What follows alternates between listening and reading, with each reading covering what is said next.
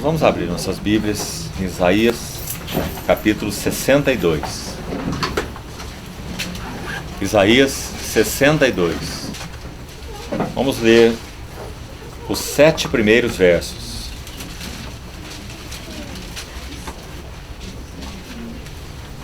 Isaías 62. Por amor de Sião, não me calarei, e por amor de Jerusalém, não me aquietarei, até que saia a sua justiça como um resplendor, a sua salvação como uma tocha acesa. As nações verão a tua justiça, e todos os reis a tua glória, e serás chamado por um nome novo, que a boca do Senhor designará. Serás uma coroa de glória na mão do Senhor, um diadema real na mão do teu Deus. Nunca mais te chamarão desamparada, nem a tua terra se denominará jamais desolada, mas chamar-te-ão minha delícia, e a tua terra desposada, porque o Senhor se delicia em ti, e a tua terra se desposará. Porque como jovem esposa a donzela, assim teus filhos te esposarão a ti. Como o noivo se alegra da noiva, assim de ti se alegrará o teu Deus. Sobre os teus muros, ó Jerusalém, pus guardas, que todo dia e toda a noite jamais se calarão. Vós os que fareis lembrado o Senhor, não descanseis, nem deis a ele descanso, até que restabeleça Jerusalém e a ponha por objeto de louvor na terra. E ainda vamos reler 2 versos que lemos ontem no Salmo 80. Salmo 80, versículo 14 e versículo 18. Ó Deus dos exércitos, volta-te, nós te rogamos. Olha do céu e vê e visita esta vinha. Verso 18. E assim não nos apartaremos de ti, ou não viraremos as costas para ti. Vivifica-nos, ou guarda-nos em vida, e invocaremos o teu nome. Vamos orar. Senhor, obrigado por mais esse tempo de reunião debaixo do precioso nome do teu Filho. Te pertencemos. E toda expectativa de nosso coração é ver algo mais das belezas do Senhor, da glória de tua face, e ouvirmos a palavra de tua boca. Por isso socorre-nos, Senhor, e nos habilita com tudo o que carecemos nesse tempo, para que o Senhor seja realmente tocado por nós. Que tua palavra encontre lugar pleno e amplo entre nós e em nós. Glorifica o teu nome, Senhor. Te pedimos, em nome de Jesus. Amém. Irmãos, nós iniciamos ontem esse encargo para esses dias com relação a essa questão do despertamento espiritual. E ontem buscamos, como uma introdução, encontrar, através do Salmo 80, em particular dos 2 versos que relemos agora, verso 14 e 18, o que seria um genuíno despertamento espiritual. Como dissemos ontem, para que não nos confundamos, não nos deixemos enganar e não limitemos o verdadeiro despertamento espiritual a coisas que não têm marcas de um genuíno despertamento espiritual. Mais do que nunca, tem sido importante nos nossos dias que nos atenhamos a esse assunto, porque, como já dissemos também ontem, há uma mensagem que diz que nós estamos vivendo no nosso país um despertamento espiritual. Isso, sem dúvida nenhuma, não é um fato, mas é verdadeiro. Vamos reafirmar isso com a graça do Senhor e por sua fidelidade, que sim, estamos vivendo um tempo sequioso, um tempo de um imenso desejo pela palavra do Senhor, por um renovo do Senhor, por um resgate de tanto que tem sido perdido na realidade espiritual da igreja. Então, somos gratos ao Senhor, porque quando olhamos o panorama mundial até onde podemos conhecer, seja por experiência própria, ou seja por relatos, nós sabemos que há pouquíssimos lugares no mundo onde essa sede tem sido realmente encontrada. E nós louvamos o Senhor, porque sabemos que tem havido sim essa sede, esse desejo pela palavra do Senhor, por tocar o Senhor, por realmente resgatar essa realidade de devoção e de afeições ao Senhor, e sobretudo a realidade da vida espiritual, da vida da igreja, dos nossos relacionamentos, dos relacionamentos como famílias, marido e mulher, pais e filhos. Sabemos que esse é o grande resgate que o Senhor está buscando em termos de um genuíno despertamento espiritual. Tudo que não passa por isso, na verdade, seria um fogo de palha. Mexe com emoções, talvez desperta pensamentos, talvez aguça sentimentos, mas não permanece. É madeira, é feno, é palha. Queima-se. Mas sabemos que pela fidelidade do Senhor, Ele tem nos dado um senso inicial de desejo, de carência. E como nós vimos ontem, irmãos, esse é o primeiro passo para nós realmente buscarmos o que significa um genuíno despertamento espiritual. Ontem dissemos que um senso agudo de pobreza, de fraqueza e de superficialidade espirituais são o primeiro passo para uma abertura real, genuína para o despertamento espiritual. Não existe despertamento espiritual sem um prévio senso de fraqueza, de pobreza e de superficialidades espirituais. Graças ao Senhor, nós reconhecemos que isso sim, o Senhor tem concedido a uma parte da sua igreja, no nosso país e em outros lugares. Amém. E louvamos o Senhor por isso. É graça dele. Porque, irmãos, muito facilmente, o nosso comportamento poderia ser como aquele de Laodiceia. Estou rico, abastado e não preciso de coisa alguma. Já frequento conferências há 30 anos, já tenho lido os melhores livros e etc. Mas graças ao Senhor, Ele tem nos despertado de uma situação acomodada, de uma situação complacente, de uma situação autoindulgente. E sem dúvida esse é o primeiro passo para um verdadeiro despertamento espiritual. Mas, como falamos ontem, nós desejamos nos deter no aspecto das marcas, das evidências de um genuíno despertamento espiritual. Se o Senhor permitir, nós vamos citar as outras marcas ainda hoje. Porque desejamos, se assim o Senhor permitir, amanhã e no domingo, seguirmos para estudarmos Lucas capítulo 12 e vermos algo ali no que concerne a esse assunto de despertamento espiritual. Aquilo que toca a nossa vida atual, nosso testemunho atual, nosso serviço atual, naquela parábola do servo vigilante, e tudo isso ligado a essa expectativa da vinda do Senhor. Porque como falamos ontem, se cremos que o nosso Senhor Jesus está às portas, irmãos, é muito difícil nós pensarmos que se nosso Senhor está fazendo um movimento de amor, como falamos ontem, em direção à sua igreja, no sentido de tomá-la para si, porque essa é a promessa segura do Senhor. O mesmo Senhor descerá dos céus. 1 Tessalonicenses capítulo 4.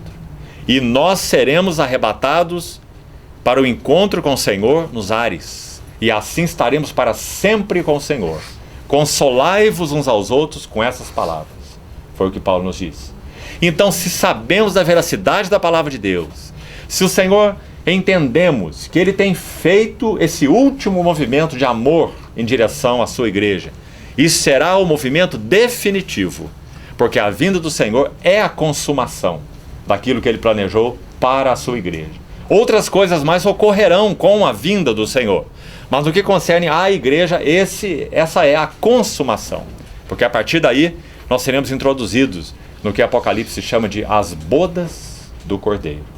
Então, irmãos, se cremos e entendemos que o Senhor está fazendo esse último movimento de amor, então, irmãos, é inimaginável nós pensarmos que então poderia haver uma não reação da parte da igreja. Inimaginável. Por quê? Porque esse mesmo Senhor que descerá dos céus derramou para morar na igreja o Espírito Santo. E o que o Espírito Santo veio fazer na igreja? Nesse sentido, adornar uma noiva para Cristo. Esse não é o seu ministério essencial? Não é? Debaixo desse item não estão sujeitos todos os outros? É por isso que Ele regenera, que Ele converte, chama do mundo, ilumina, convence do pecado e tudo mais o que o Espírito Santo faz.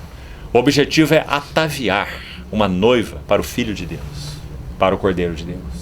Então, se o Filho de Deus está fazendo esse movimento em direção à igreja, é muito claro, seguro, que o Espírito Santo, que Ele, o noivo celestial, enviou e que habita na igreja, fará o movimento correspondente. Compreende, irmão? Louvado seja o Senhor. Movimento do Espírito Santo na igreja. Movimento de amor, movimento de resposta. Aquele movimento que diz, vem, Senhor. Se alguém não ama ao Senhor, seja anátema ou reprovado. Mais forte que isso, amaldiçoado, segundo o termo, anátema. Então, Paulo segue dizendo, na sequência da frase, Maranata. Ele liga o nosso amor ao Senhor com um clamor, vem. Se nós amamos a Ele, vem, Senhor. Porque vazios são os nossos dias, pois aqui não estás. Senhor, te peço, não demores a voltar. Então, irmãos, bendito seja o Senhor, porque o Espírito Santo na igreja é quem está nos incitando. É Ele quem está nos inquietando. É Ele, louvado seja o Senhor, o grande responsável, para, em cooperação conosco, nunca sem nós, sempre conosco, Ele fazer esse trabalho maravilhoso de secar nossas raízes em relação à terra e erguer as nossas cabeças em direção ao céu. Porque nossa redenção se aproxima. Não é um fiel, bendito Consolador, ajudador, o Espírito Santo? Ele veio para realizar esse trabalho. Ele não falhará. Então, irmãos, o que resta a nós? Unirmos o nosso clamor ao dele. Como termina o livro sagrado? O Espírito e a noiva dizem, vem. E aquele que ouve, diga, vem. Graças ao Senhor. Amém. Então, irmãos, se isso é assim, se nosso Senhor tem feito, como é o sentimento de tantos servos do Senhor, que compartilhamos com eles, esse último movimento em direção à igreja, para introduzi-la nas bodas, me permitam repetir, para que fique gravado em nossos corações, o Espírito do noivo celestial, que foi enviado para morar na igreja, fará o movimento correspondente, atraindo os nossos corações. Porque Ele é o Eliezer divino, que irá até a casa de Rebeca para tirá-la de lá. Há um lindo salmo que aborda esse assunto, não é nosso foco de hoje, mas permita citar de passagem. Maravilhoso. Salmo 45. É o salmo da noiva e do noivo. É o salmo do rei e da sua esposa. Salmo 45. De boas palavras transborda o meu coração, ao rei consagro o que compus. A minha língua é como pena de habilidoso e escritor. Tu és o mais formoso dos filhos dos homens. Nos teus lábios se extravasou a graça. Por isso, Deus te abençoou para sempre.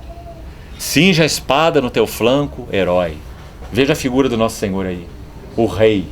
Cinge e cavalga prosperamente pela causa da verdade e da justiça. e tua destra te ensinará proezas. Que salmo maravilhoso. Então, irmãos, quando a linguagem do salmo entra para a fala da noiva, porque os primeiros versículos se referem ao noivo, ao rei noivo.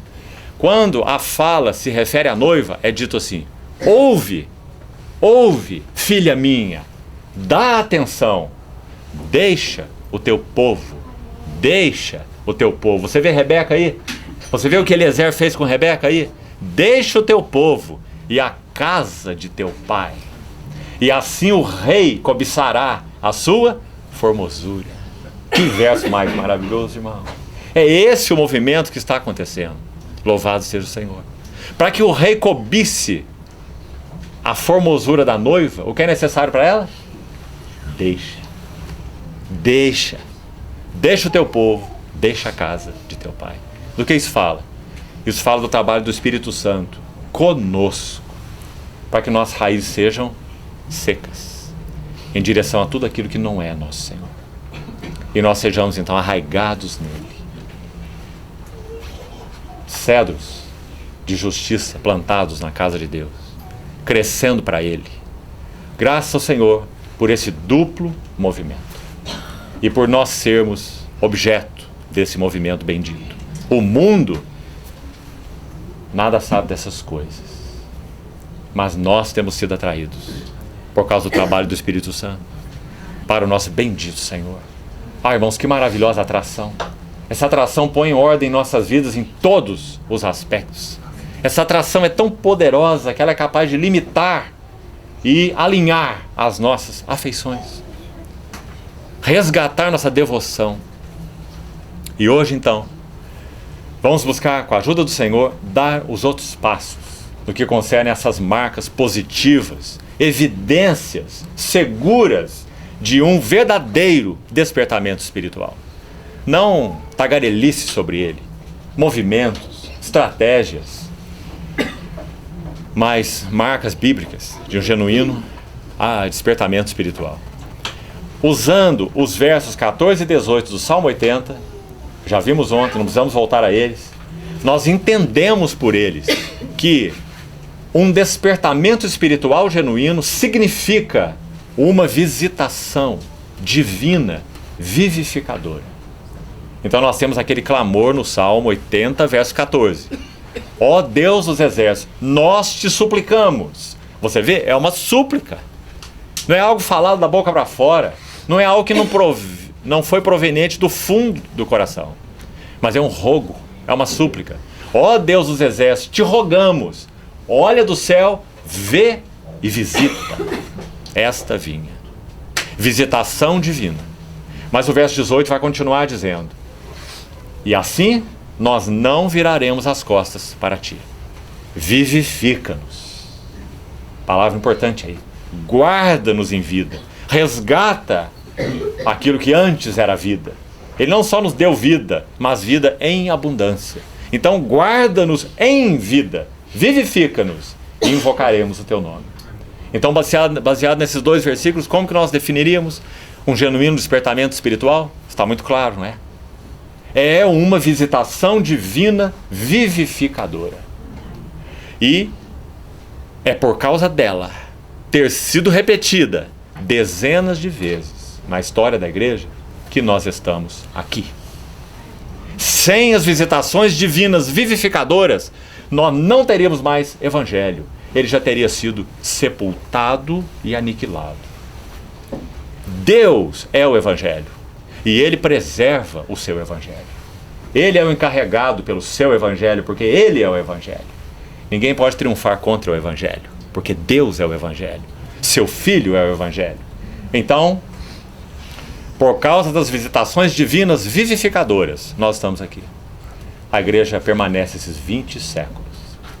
Irmãos, na verdade, nós aguardamos essa última visitação vivificadora, para que então, pela bondade do Senhor, ele realmente possa ter um povo na terra que tem um Maranata, e um Maranata condizente, um Maranata consistente. Sabe o que isso significa? É um Maranata que tem frutos.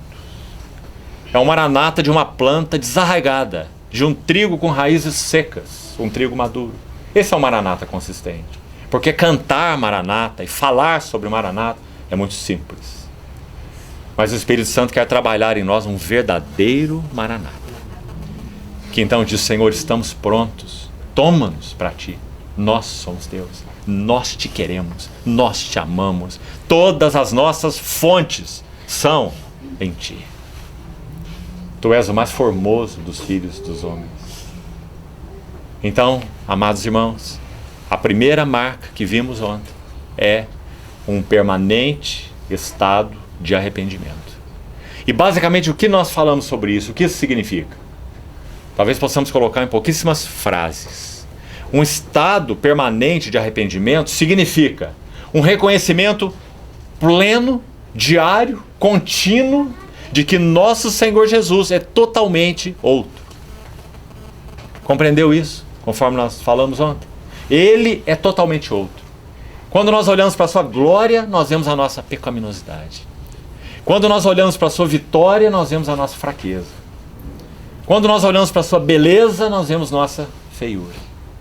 Mas, irmãos, esse processo é tão bendito, que ao invés de ser produzido um abismo de separação entre nós e Ele, já que Ele é totalmente outro em relação a nós, por causa do trabalho que Ele realizou na cruz do Calvário, seu precioso sangue derramado, Ele é o sumo pontífice, sacerdote, sumo sacerdote.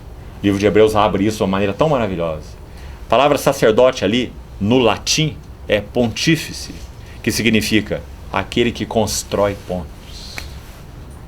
Então, quanto mais nós vemos a beleza de nosso Senhor e ao mesmo tempo vemos quem nós somos, nós não somos separados, nós somos unidos. Porque o nosso Senhor Jesus é a provisão para tudo que não somos. É a suficiência para tudo que não temos. Graças ao Senhor. Isso é o que significa graça, provisão.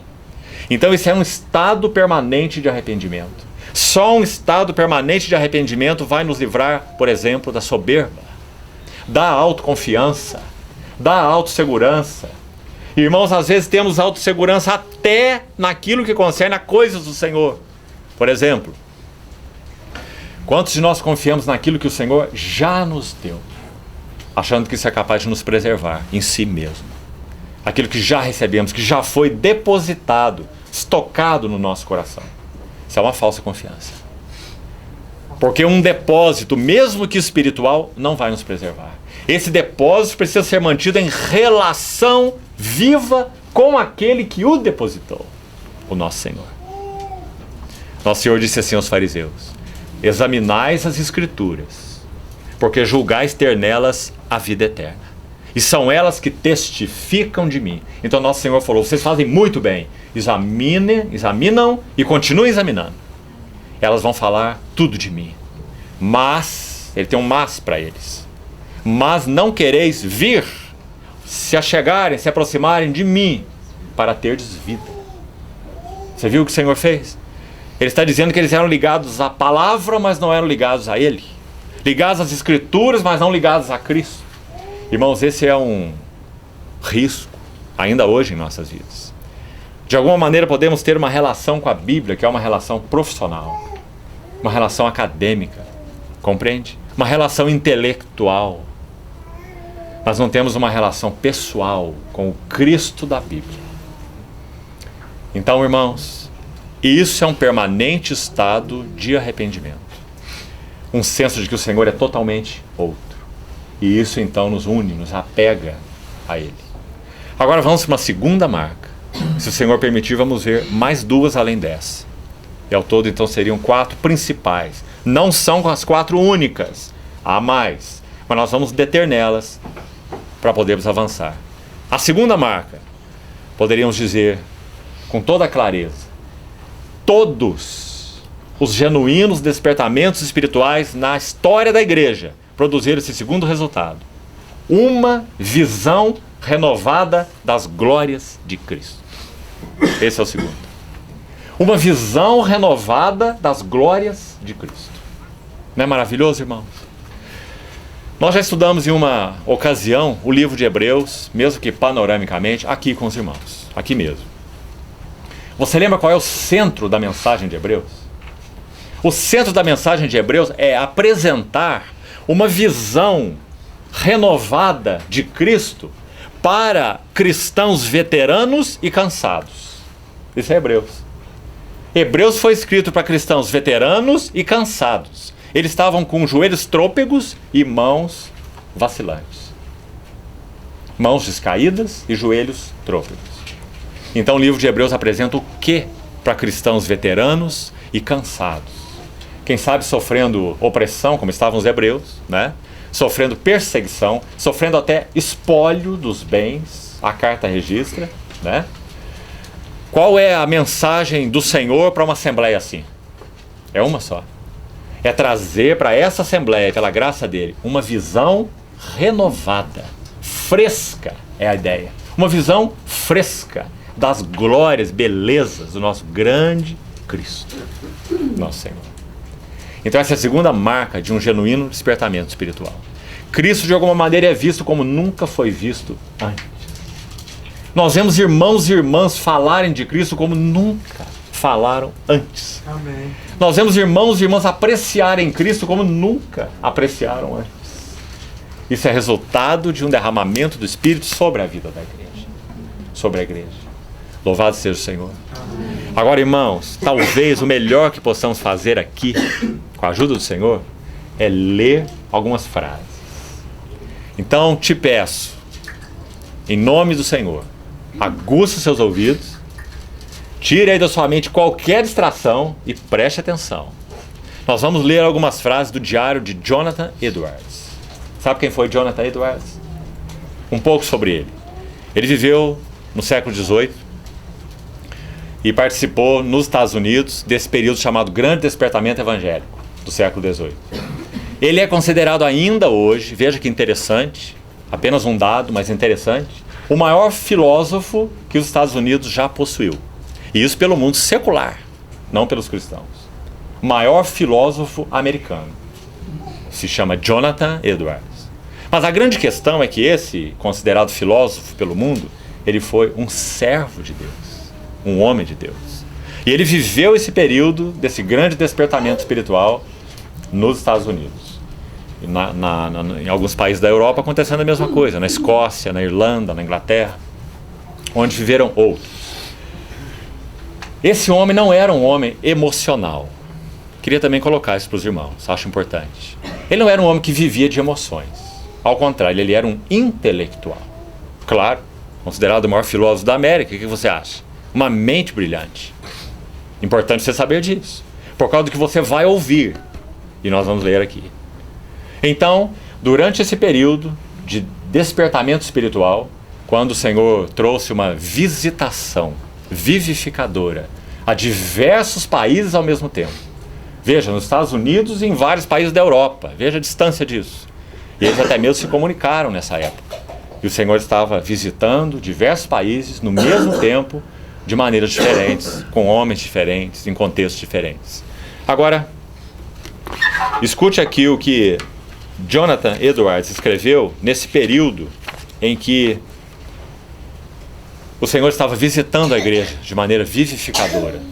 Lembre-se, nós estamos tratando desse segundo aspecto, uma visão renovada das glórias de Cristo. É resultado de um genuíno despertamento. Então vamos escutar o que ele escreveu no seu diário. Ele era um homem doente. Ele tinha um sério problema pulmonar. Ele partiu para o Senhor com 50 e poucos anos de idade. 55 anos de idade. Em função do seu problema pulmonar. Então escute o que ele escreve.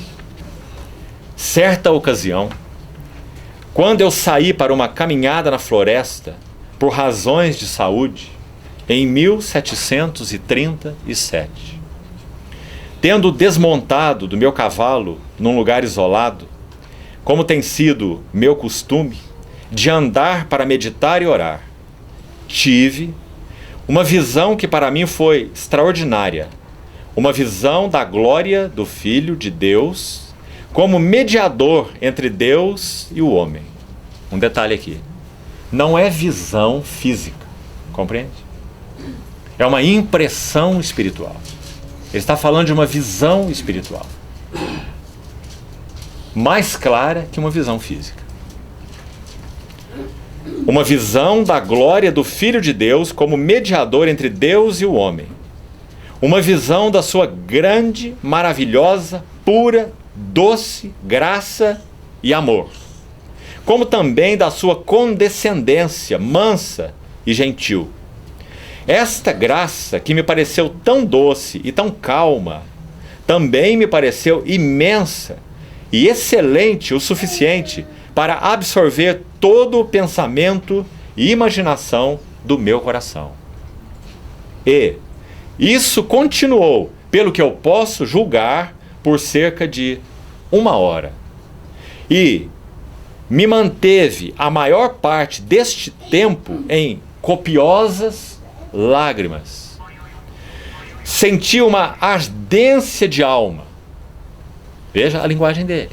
Senti uma ardência de alma e um anseio por ser esvaziado e aniquilado. E eu não sei como expressá-lo de outra forma. Não é linda essa frase, irmão? Uma visão da glória de Cristo de tal maneira que ele sentiu um desejo de ser esvaziado e aniquilado. E ele disse, não sei expressar de outra maneira. Alguns outros servos do Senhor chamaram isso de perder-se em Deus. E de me deitar no pó e ser cheio de Cristo e de Cristo somente. E de amá-lo com um amor puro e santo, e de confiar nele, olhar para ele, servi-lo, segui-lo e ser perfeitamente santificado e tornado puro com uma pureza divina e celestial. Tive em muitas outras ocasiões visões da mesma natureza, e todas elas tiveram o mesmo efeito sobre mim. Que maravilha, irmãos. Sabe o que acontece conosco quando lemos umas frases dessas? Nós temos que dizer, Senhor, tem misericórdia de nós.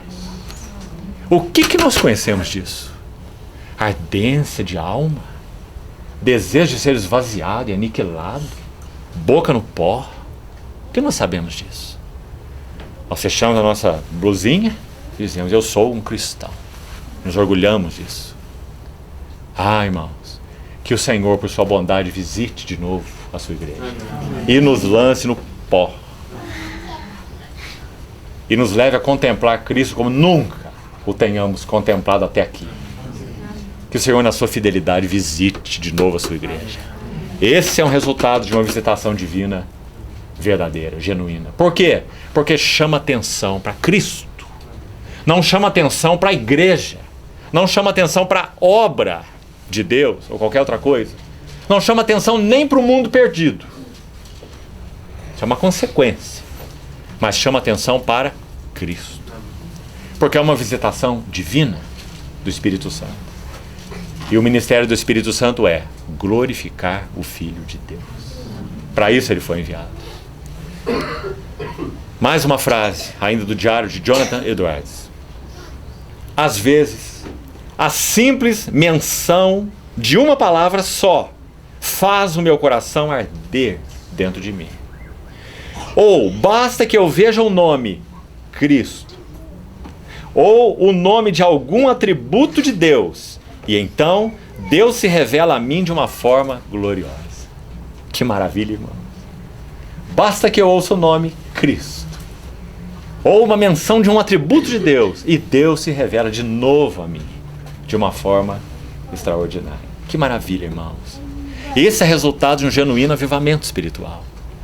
Essa porta de revelação é aberta sobre a igreja. Nós paramos de viver de migalhas. Nós temos um céu aberto sobre nós. Isso é despertamento espiritual genuíno. O céu se abre sobre nós.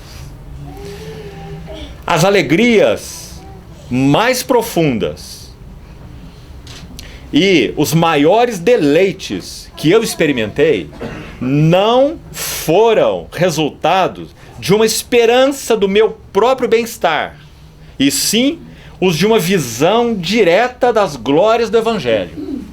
Viu de novo? Uma visão direta das glórias do Evangelho. Visão renovada das glórias de Cristo. É isso que ele está dizendo. Repetindo. As alegrias mais profundas e os maiores deleites que eu experimentei não foram resultados de uma esperança do meu próprio bem-estar, mas sim os de uma visão direta das glórias do Evangelho. Quando eu gozo dessa doçura, ela parece elevar-me acima das preocupações pela minha própria situação. Sabe qual é a sua situação? Uma doença severa, enfermidade, tinha esposa, filhos, um senso de que, sem dúvida, em breve iria deixá-los. Quando eu gozo dessa doçura, ela parece elevar-me acima das preocupações pela minha própria situação. Em tais ocasiões, assim ele conclui, escute, em tais ocasiões, tirar os olhos da gloriosa presença, com P maiúsculo, que eu estou contemplando e voltar os meus olhos para mim mesmo e para os meus interesses, me parece uma perda que eu não posso suportar. Que maravilha, irmãos. Isso é resultado de um genuíno despertamento espiritual. Tirar os olhos dele e voltar os olhos para mim parece uma perda que eu não posso suportar. Que linguagem mais linda de afeição, de devoção ao Senhor. Agora uma última frase. John Owen. Ele viveu 100 anos antes de Jonathan Edwards. E o que aconteceu nessa época? De novo, uma visitação divina vivificadora. Conhecido na história da igreja como movimento puritano. John Owen nasceu em 1616 e partiu para o Senhor em 1683, 60 e poucos anos de idade. Apenas dois pequenos textos dele. Escute de novo com atenção. Quanto mais alguém está próximo do céu, mais ele deseja estar ali, porque Cristo está ali. Atração por Cristo. De novo. Visão renovada das glórias de Cristo. Pois, quanto mais frequentes e firmes são as nossas visões dele pela fé, mais anelamos e gememos pela remoção de todas as obstruções e impedimentos. O gemer é um desejo veemente, mesclado com tristeza pela falta daquilo que se deseja. O gemer é um desejo veemente, mesclado com tristeza por causa da falta daquilo que se deseja. De novo. Devoção, amor a Cristo. Então, mais uma vez, ele diz assim: o glorioso da Bíblia é que agora ela é o único meio tangível de nos ensinar sobre as glórias de Cristo. Esse irmão escreveu um tratado, podemos dizer assim, com centenas de páginas, chamado Meditações sobre as glórias de Cristo. Irmãos amados, essa é a nossa sublime ocupação. Se pela graça do Senhor o Espírito Santo nos visitar antes que o Senhor Jesus volte, o que será promovido? Um profundo senso de arrependimento, em primeiro lugar. Em segundo lugar, uma visão renovada das belezas de Cristo. Visão tal que será capaz de remover todos os obstáculos e empecilhos do nosso coração, para nos entregarmos totalmente a Ele. Porque Ele se entregou totalmente para nós e por nós. Glorioso Salvador que nós temos. Então, essa seria a segunda marca. Visão renovada das glórias de Cristo. Agora vamos apontar ainda uma terceira marca. Em todos os genuínos avivamentos. Marca gloriosa, essa terceira também. Uma recuperação da palavra de Deus. Recuperação da palavra de Deus. Irmãos, você se lembra de Neemias capítulo 8, o que aconteceu ali? Aquilo é um avivamento espiritual. O povo de Deus tinha passado anos no cativeiro na Babilônia, 70 anos. E o Senhor, por fidelidade, os trouxe de volta à terra. No capítulo 8, acontece algo tremendo. Esdras e mais um outro grupo de pessoas recuperam a palavra de Deus, leem, explicam e ensinam aqueles que estão ouvindo.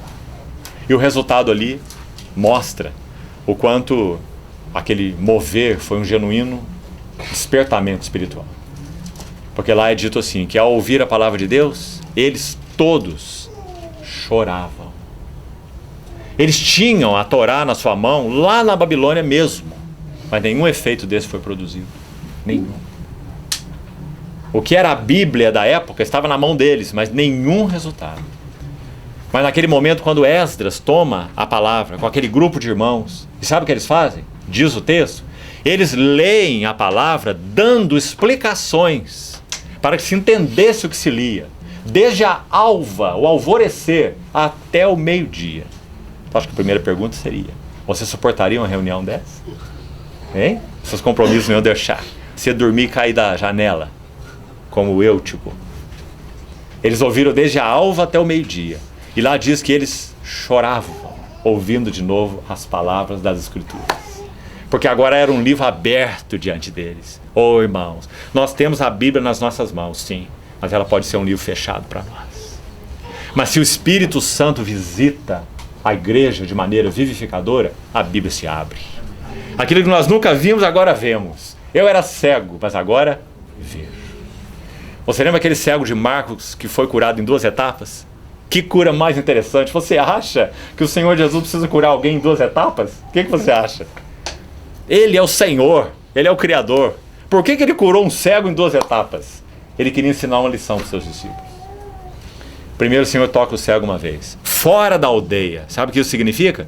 Saia do ambiente do conforto. Saia do ambiente da tradição. Saia do ambiente da religião. Saia do ambiente do comodismo. Vem para fora do arraial. Então ele toca o cego a primeira vez. E ele era cego. Ele não via nada.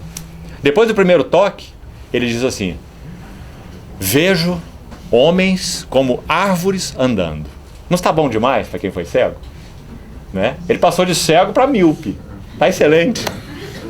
Não está? Talvez, para ele. Não para o Senhor. Para o Senhor está mal. Então o Senhor faz o quê? Toca de novo sua vista. Então ele vai poder dizer assim: agora eu vejo tudo claramente. Graças ao Senhor. O que o Senhor estava ensinando para os seus discípulos? Que até então eles estavam vendo as coisas, o Senhor, os seus milagres, o que Ele falava, o que Ele ensinava, mas vendo como aquele cego. Vendo homens como árvores andando. Mas no Pentecostes, quando o Espírito Santo fosse derramado, eles veriam tudo claramente. Graças ao Senhor. E é isso que o Espírito Santo faz, irmãos. Por causa da visitação divina vivificadora, aqueles de nós que antes não víamos nada, e pela graça do Senhor já vemos algo. Eu era cego, agora vejo. Todos nós podemos dizer que fomos alcançados pelo Senhor, mas há mais. Quando o Senhor visita a sua igreja de modo então vivificador e renovador, então nós vemos tudo claramente. E é claro que isso é libertador. E qual é o instrumento do Senhor para fazer isso conosco? Sabe o que Ele fez com relação a esse cego? Ele tocou os seus olhos. A maneira do Senhor nos tocar hoje, tocar os nossos olhos, é pela sua palavra. Vivificada, é claro, pelo seu Espírito. O Espírito e a palavra são um par inseparável. Enchei-vos do Espírito, habite ricamente em vós a palavra de Cristo. Nós nos consagraremos à oração e ao ministério da palavra, porque o Espírito e a palavra são inseparáveis. Então o instrumento de Deus para nos fazer ver tudo claramente é a palavra.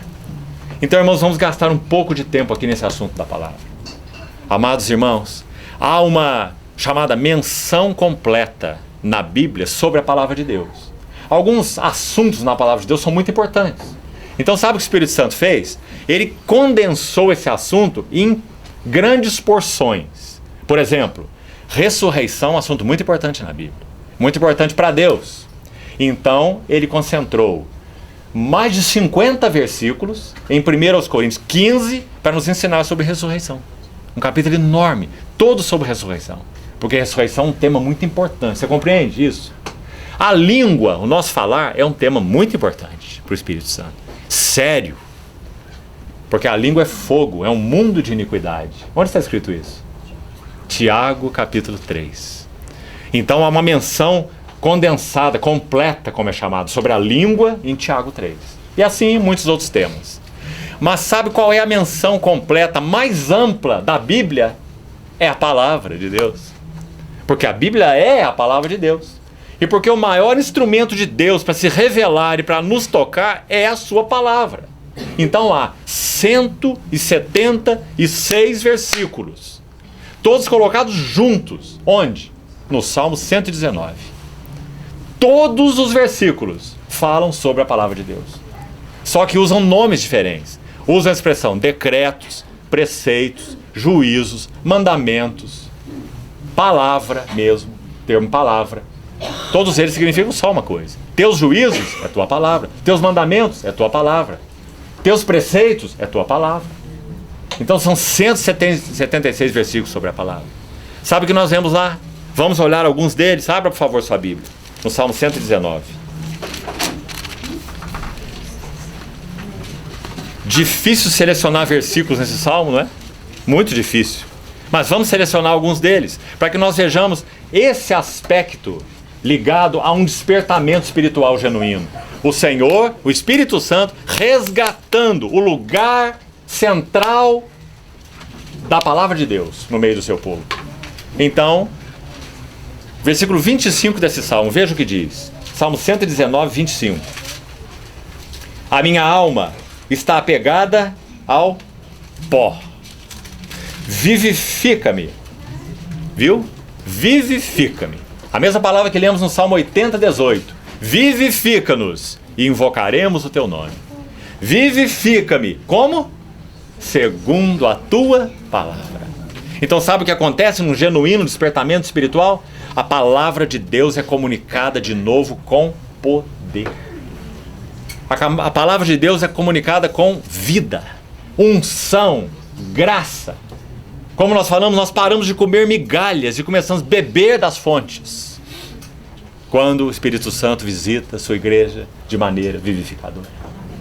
Nós paramos de beber de goles e vamos beber de torrentes. Não é precioso, irmão? Isso não levanta no seu coração um desejo santo?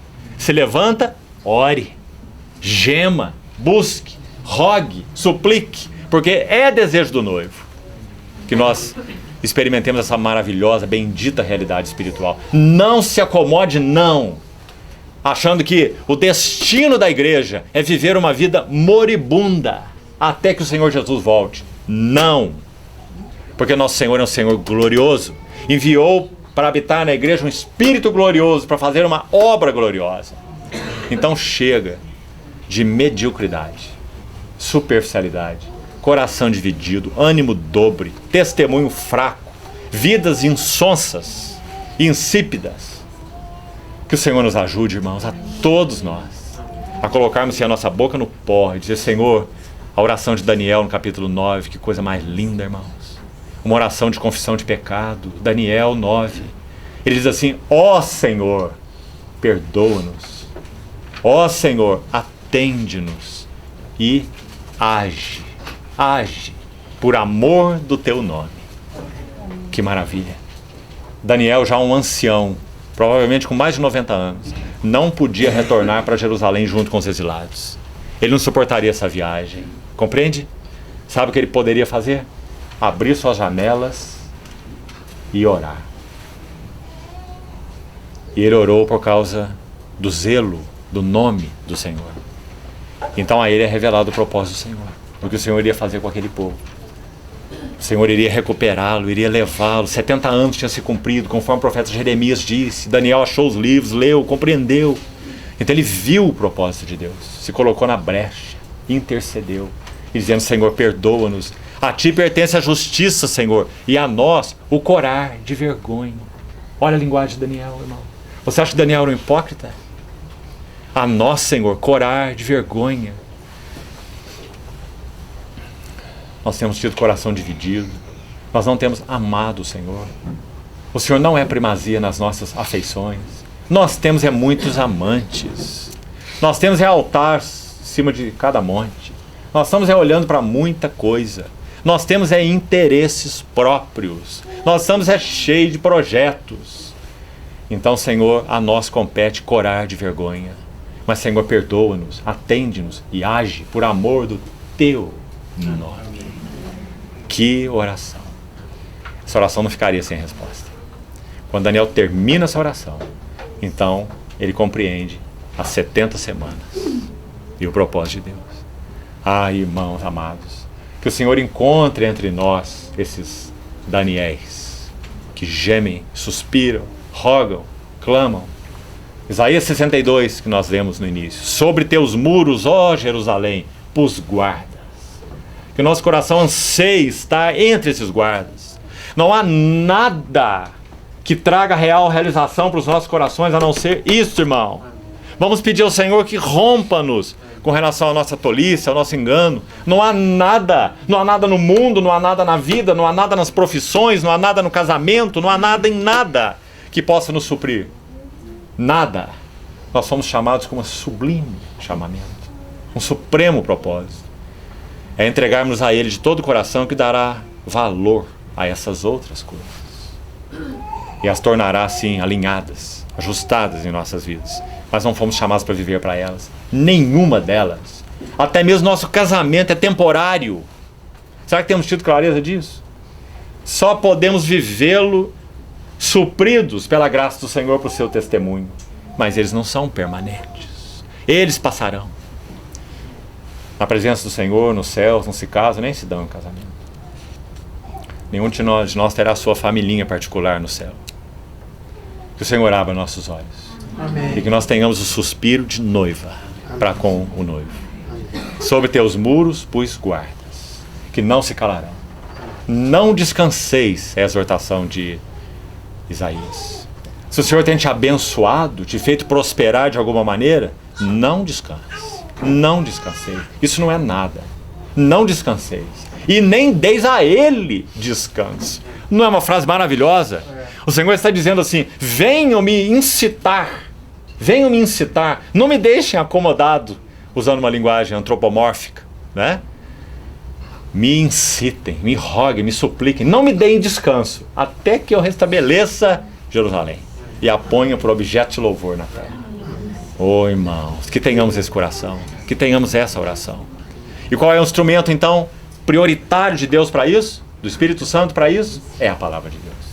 Então a minha alma está apegada ao pó. Salmo 119, 25. Vivifica-me conforme a tua palavra. Veja o versículo 50. O que me consola na minha angústia é isso, que a tua palavra me vivifica. De novo, me guarda em vida, me dá a vida. É a ideia dessa palavra no original, depende do contexto. Ou dá vida, ou guarda em vida. Aqui é guarda em vida. Veja o versículo 89. Para sempre, ó Senhor, está estabelecida, está firmada a tua palavra no céu. Quando o Espírito Santo nos visita de forma vivificadora, irmãos, nós nos apegamos à palavra de Deus como nosso alto refúgio, rocha sobre os nossos pés. A palavra de Deus é recuperada. As distorções a respeito de Cristo, de Deus, do Evangelho, da Bíblia se vão. Mas quando o Espírito Santo se ausenta, sabe o que acontece? Século XIX. Movimento chamado alta crítica. Sabe o que esses críticos fizeram? Eles disseram assim: a Bíblia contém a palavra de Deus, mas a Bíblia não é a palavra de Deus. Então nós precisamos lê-la e criticá-la, para nós podermos separar o que é grão e o que é casca. Compreendeu? Debulhar o grão e jogar aqui a casca fora. Tem muita casca aqui para ser jogada fora, no pensamento deles. E nós vamos ver o que é grão e vamos guardar. Quando essas pessoas assumiram a posição de críticos da Bíblia, acabou. O Espírito Santo foi embora. Porque agora a palavra de Deus não vai mais julgar a igreja. É a igreja que vai julgar a palavra de Deus. Compreendeu? E aí tudo está perdido.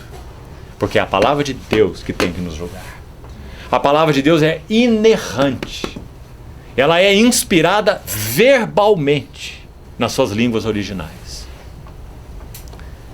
Então, quando o Espírito Santo visita a sua igreja de maneira vivificadora, o lugar da palavra de Deus é restaurado.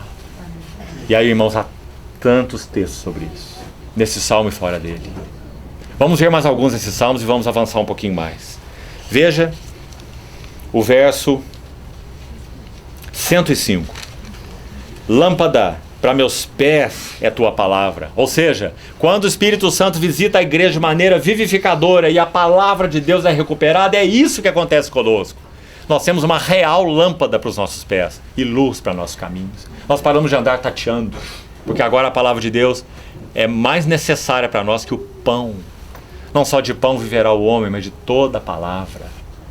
Nós seremos caracterizados por aqueles que amam a palavra, guardam a palavra, obedecem a palavra, temem a palavra.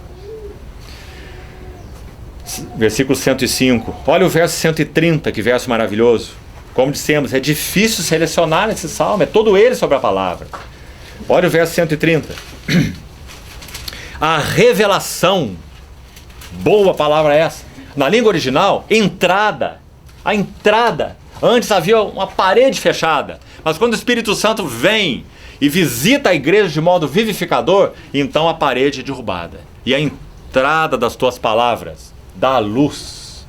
A revelação das tuas palavras esclarece. A entrada das tuas palavras dá luz, é o sentido aí. E dá entendimento ao simples. Não é maravilhoso? É claro que o Senhor faz isso em todas as épocas da igreja, irmãos. O Senhor tem feito isso conosco, nós somos gratos a Ele por isso. Mas sim, há algo mais. Não é questão de um de nós, outro de nós e mais um de nós aqui e acolá. Mas é o Espírito Santo sobre a igreja, como falamos, nos dando um céu aberto e um novo entendimento da velha palavra de Deus, renovada, restaurada. Então, versículo 140, o último que vamos ler nesse salmo. Veja esse verso. Puríssima, não só pura, puríssima é a tua palavra. Por isso o teu servo a estima. Que lindo, irmãos. Como o Senhor deseja resgatar esse lugar da sua palavra nos nossos corações, no nosso cantar, na adoração, no nosso aconselhar. Exortai-vos uns aos outros. Como nós vamos fazer isso? Com conselhos psicológicos? Claro que não. Exortai-vos uns aos outros com a palavra de Deus. Habite ricamente em vós a palavra de Cristo. Vamos a dois textos, ainda no livro de Isaías, sobre isso.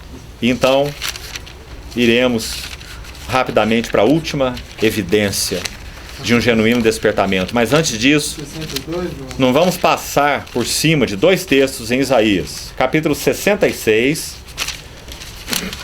Isaías 66.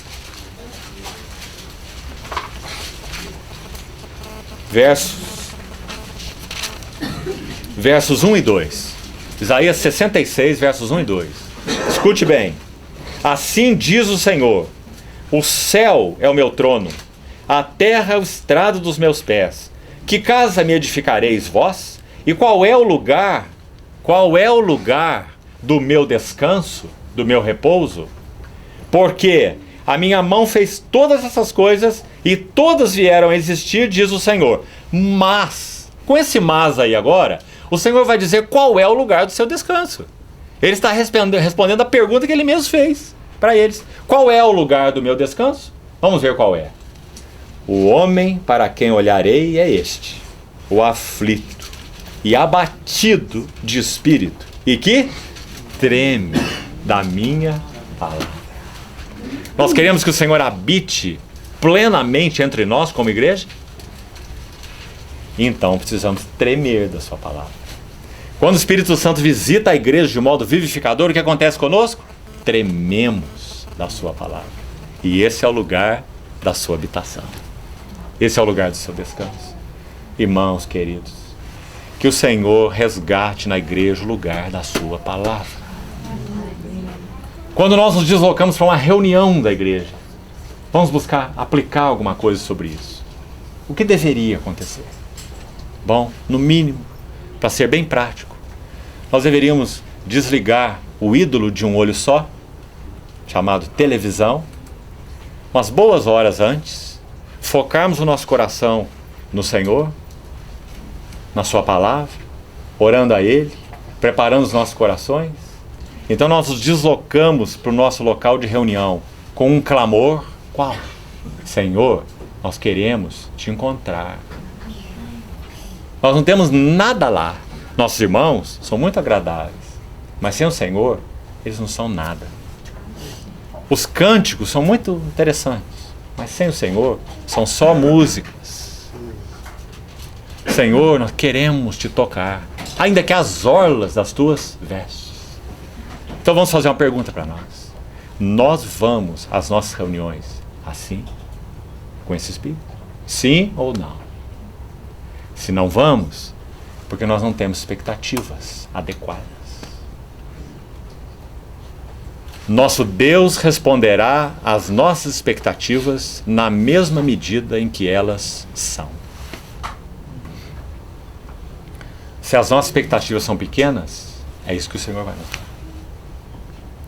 Então que o Senhor aumente, alargue, amplie ao infinito as expectativas do nosso coração. Por quê? Porque nosso Deus é o Deus infinito.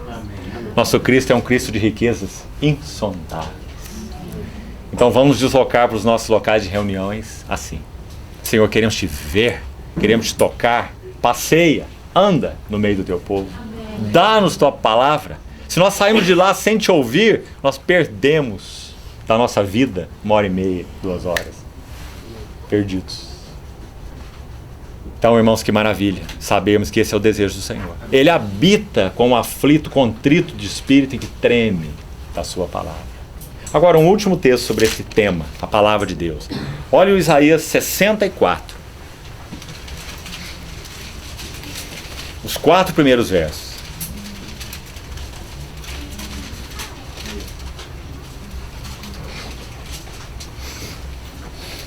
Que o Espírito Santo escreva esse texto, esses 4 versículos, com letras gigantes no nosso coração, no nosso homem interior. Então escuta bem. Olha esse ó.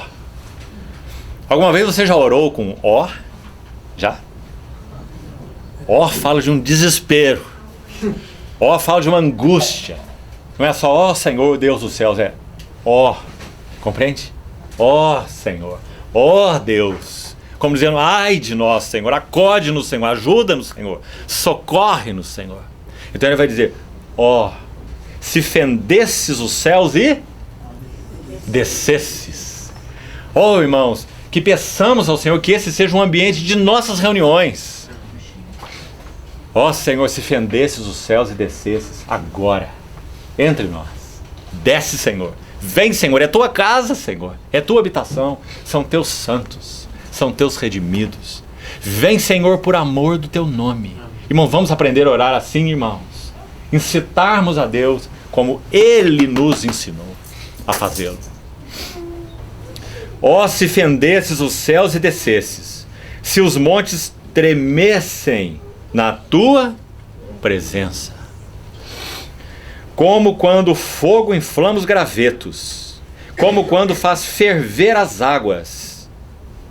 Paulo escreve aos Romanos, capítulo 12, assim: sede fervorosos de espírito, servindo, adorando ao Senhor. Fervorosos, adorando o Senhor. Vai encostar na sua cadeira de braços cruzados e qual canto nós vamos cantar agora? Nós pomos no modo automático, né? Fervorosos de espírito, adorando ao Senhor, servindo ao Senhor. Como quando o fogo inflama os gravetos, e como quando faz ferver as águas. Escute mais. Para fazeres notório o teu nome. Irmãos, quando o Senhor visita a igreja de modo vivificador, é por causa do nome dele. Não é por causa do nome nosso. Não é por causa da igreja. É por causa dele. É por causa de sua glória. Ele pôs sua glória sobre nós. Ele pôs seu nome sobre nós. Ele pôs seu testemunho sobre nós, a igreja. Então, quando ele visita a igreja, ele visita por causa do seu grande nome, por amor do seu nome. Então, peçamos a ele que nos visite de novo, porque nós estamos carentes. Que do monturo o Senhor recupere o necessitado. para fazeres notório o teu nome aos teus adversários, de sorte que as nações tremessem. Mais uma vez a palavra, segunda vez, tremessem. Paulo também usou quando escreveu aos Coríntios. Ele diz: foi em fraqueza, em temor e em grande tremor que eu estive entre vós. Ele sabia o que era isso, irmãos. Servir ao Senhor não só com temor, mas servir ao Senhor com tremor. Verso 3: quando fizeste coisas terríveis que não esperávamos, desceste, e os montes tremeram na tua presença. Terceira vez em que é mencionado esse tremer. Porque, concluindo, verso 4, desde a antiguidade não se ouviu, nem com os ouvidos se percebeu, nem com os olhos se viu, Deus além de ti, que trabalha para aquele que nele espera. Mas você viu que é uma espera ativa? Você viu? Claro. Porque a primeira palavra aí é ó. Esse ó fala tudo. Esse ó fala de uma inquietação. Esse ó é um clamor, é um desespero, é uma súplica. Ó. Então é uma espera ativa, não é uma espera passiva. Senhor, nós estamos aqui. O Senhor nos comprou, somos tua casa. Quando o Senhor quiser achar por bem, o Senhor é soberano, o Senhor vem e nos visita. Faz alguma coisa entre nós. Nos muda. Fala ao nosso coração. Não, irmão, não. Essa oração nunca será ouvida. Nunca. Porque ela não é oração genuína. Ela não tem nada envolvido nela. Não tem desejo, não tem afeição, não tem nada, é vazia. Ó, se fendesse os céus e descesses. Vem, Senhor, toma teu lugar. Tenha primazia. Que os montes se derretam na tua presença. Abate tudo que é altivo entre nós. Humilha-nos com a boca no pó. Essa deve ser a nossa oração. Então, irmãos, é isso que acontece quando o Senhor visita a sua igreja de modo vivificador. Agora, a última marca, e vamos concluir. Número 4. Todos os avivamentos que foram uma visitação divina, então, vivificadora, genuína, sobre o povo de Deus, produziu essa quarta marca. Um senso vivo da presença santa de Deus no meio do seu povo. Então, primeiro, arrependimento. Segundo, visão renovada das glórias de Cristo. Terceiro, recuperação do poder penetrante, vivo da palavra de Deus. E quarto, um senso novo, vivo, da presença santa de Deus junto com os seus santos. E agora nós não podemos terminar só citando essa marca, não. Por favor, me suporte mais uns 10 minutos. E nós vamos ler alguns textos rapidamente. O que seria a experiência da presença viva de Deus? Vamos rapidamente a 2 Coríntios capítulo 6. Irmãos, esse é um texto importante, porque Paulo está trazendo do Velho Testamento uma promessa de Deus e aplicando ao Novo Testamento. Então é muito importante. Porque quando nós vamos para o Velho Testamento, nós vemos lá o Senhor falando, Êxodo 25:8. E me farão um tabernáculo, para que eu possa habitar no meio deles. Façam um tabernáculo, eu vou depositar a minha glória, eu vou habitar entre vocês. E o Senhor andou no meio do seu povo, não é assim? Lá estava o tabernáculo, peregrinando com o povo, guiando, a nuvem de dia, coluna de fogo à noite, a presença de Deus. Então isso para nós é muito claro. Eles tocaram, o monte era palpável. Lembra que Hebreus cita isso? Não tem chegado ao monte palpável. Tudo no Velho Testamento era palpável. Mas agora, por causa do derramamento do Espírito Santo, nós somos levados de um jardim da infância, de um palpável, externo e terreno, para uma realidade espiritual. Que é claro, em nada ela pode ser menor do que o palpável. É por isso que o capítulo 12 de Hebreus foi escrito. Não tendes chegado a um monte palpável, ao fogo, aos trovões, aos relâmpagos, como está escrito lá. Ele diz, mas tendes chegado a Jerusalém celestial, a cidade do Deus vivo, a incontáveis hostes de anjos, aos espíritos dos justos aperfeiçoados. Que linguagem é aquela, irmão? Do autor de Hebreus, não sabemos explicar essas coisas, não. Somos pequenos demais para isso, para essas alturas. Então, 2 Coríntios capítulo 6, escute aí. 2 Coríntios 6, vamos ler do verso 15. Que harmonia há entre Cristo e o maligno? Que união há do crente com o incrédulo? Que ligação há entre o santuário de Deus e os ídolos? Santuário de Deus e os ídolos?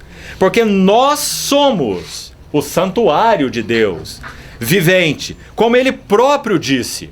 Agora então é maravilhoso. Porque aí Paulo vai tomar uma promessa, uma realidade lá do Velho Testamento e vai trazer aqui para a nossa experiência, para a nossa realidade espiritual, como que dizendo, aquilo lá era só parcial, aquilo lá era só fragmentário. Nós é que possuímos a realidade completa. Então ele vai dizer, olha aí, verso 16, habitarei. O Espírito Santo já não habita na igreja? Sim ou não? Sim, mas não é só habitarei. Olhe para a próxima palavra. Andarei. Não é linda, irmãos? Então nós podemos orar assim: Senhor, anda aqui no meio da tua Assembleia e faz a tua obra no meio de nós. Porque na tua palavra, na nova aliança, o Senhor prometeu que não só habitaria, mas andaria. Pastor e bispo das nossas almas. Que maravilhoso, irmãos. Isso é a presença viva de Deus no meio do seu povo. Sabe, irmãos? Se o Senhor se colocar no meio de nós, em sua presença viva, por sua palavra, pelo Espírito, na adoração, no reunir dos santos, em tudo que compõe essa realidade espiritual, a presença viva de Deus é capaz de fazer do nosso coração em 5 minutos o que nós não poderíamos fazer em 10 anos de pregação, de ensino, de trabalho, por mais fiéis que fôssemos. Compreende isso? Porque a presença de Deus é a presença de Deus. O que Ele imprime em nosso espírito, imprime em nosso coração, quando Ele se manifesta, é indelével. Ninguém pode apagar. Como aconteceu com você quando você se converteu? Alguém te fez uma lavagem cerebral? Não. Foi Deus que disse, de trevas resplandecerá luz. E Ele mesmo, resplandeceu nos nossos corações. Não é? Nosso Deus não deseja, não, que isso seja experimentado diuturnamente? Claro que sim. Habitarei e andarei, graças ao Senhor. É a sua promessa para nós. Entre eles serei seu Deus e eles serão meu povo. Graças a Deus por esse seu e por esse meu, porque é muito particular. Ele é só nosso, da igreja, e nós somos só dele. Por isso, se ele prometeu isso, habitar, prometeu andar, o que compete a nós? Qual é a nossa responsabilidade? Vamos ler a nossa responsabilidade? Retirai-vos do meio deles. Deles quem? Daqueles que está descrito no verso de cima. Aqueles que são trevas, participantes das obras das trevas, cúmplices nas obras das trevas, não é? Andando em caminhos que ofendem o Senhor, desagradam o Espírito Santo. Então retirai-vos do meio deles, separai-vos, diz o Senhor. Não toqueis em coisas impuras, e eu vos receberei.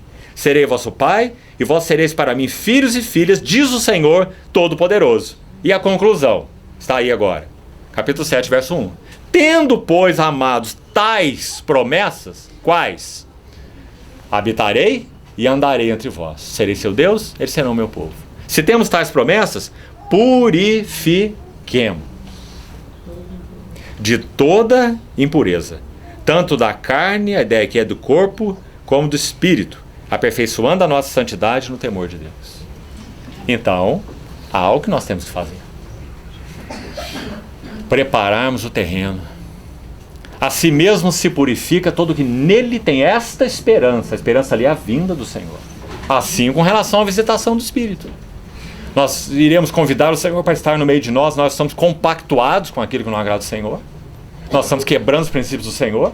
Nós estamos vivendo em amargura, cólera, ira, blasfêmia, malícia, inveja, gritaria, contenda, ciúme, e seja lá o que for mais. E o Senhor vai se colocar no meio de nós? Não. Então o Senhor nos ajude nisso também. Amém. Que seja claro isso para nós. Que Ele possa olhar para nós e dizer assim: eu não resisto. Eu tenho que me colocar no meio de vocês. Porque vocês são deleitáveis. Por isso nós lemos Isaías 62. E a minha cidade se chamará desposada. E minha delícia. Refizibá Beulá, no original. Minha delícia desposada. É isso que o Senhor busca na sua igreja. Nunca mais se chamará desamparada, desafortunada, mas minha delícia. Bendito seja o Senhor. Então essa é a última marca. A presença, com P maiúsculo. Presença viva de Deus no meio do seu povo. Fazendo seu trabalho entre nós. Convencendo, iluminando, nos conduzindo na adoração, dando realidade para o partir do pão, para os relacionamentos, tornando essa palavra tão vibrante em nós, para nós, espada viva que retalha o nosso coração e por isso é capaz de retalhar o de outros, porque é realidade, é vida para nós. Então, amados irmãos, vamos ficar até aqui por hoje. Que o Senhor nos leve a orarmos sobre esses assuntos. Orarmos, reivindicarmos, é direito nosso. Que o Senhor seja misericordioso conosco. Vamos orar mais uma vez.